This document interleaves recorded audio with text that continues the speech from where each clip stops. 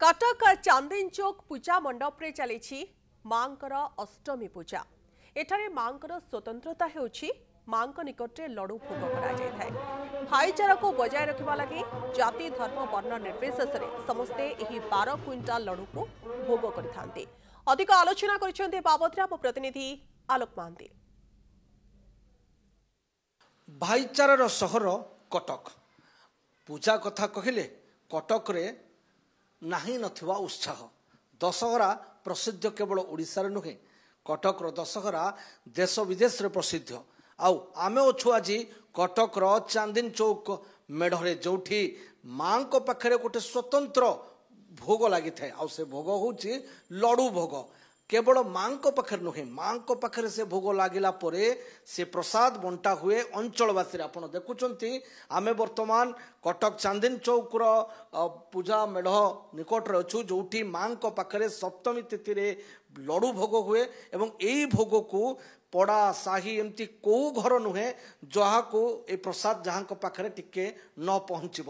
चांदनी चौक मेढ़र गोटे स्वतंत्रता होची ए लडू भोग एवं आउ गोटे स्वतंत्रता होची जोटा मां को पाखरे लागे माछ भोग मध्य एटा होइथाय। तेणु कथा कहूँ आम जा 12 क्विंटाल रु अधिक लडू घरे घर बंटा हुए।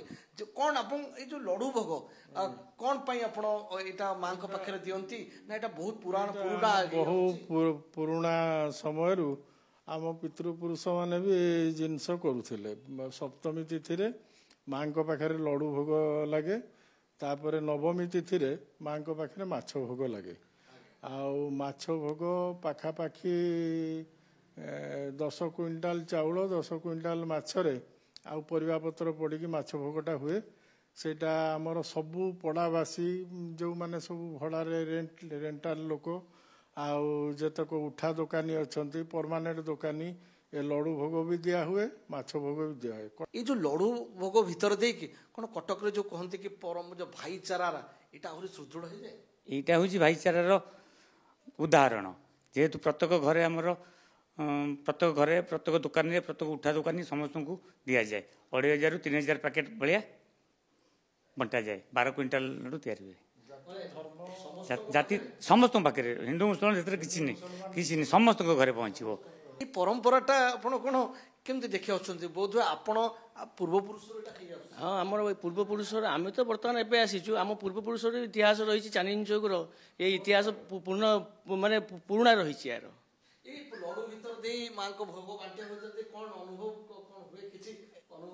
हाँ निश्चय ना यहाँ गोटे आमर गोटे वर्ष को थरे यहाँ जोटा करा जाउछि एटा एटा आंतरिकतार माने सहकार्य करा जाउछि। सबू पड़ावासी व्यवसायी भड़ाटिया आपणकर पुलिस डीसीपी थाना आपणकर प्रशासन समस्त को यार बंटा जाए। कटक जो कटक भाईचारार सहर बोली कह जाए से कटक ये भाईचारा को आउरी मजबूत करे। कहते कहते कि हिंदू मुस्लिम सबु संप्रदायर लोकों पाखरे ए भोग पहुँचे एवं समस्त को एक सूत्र रे चांदनी चौक मेढ़ बांधि रखे।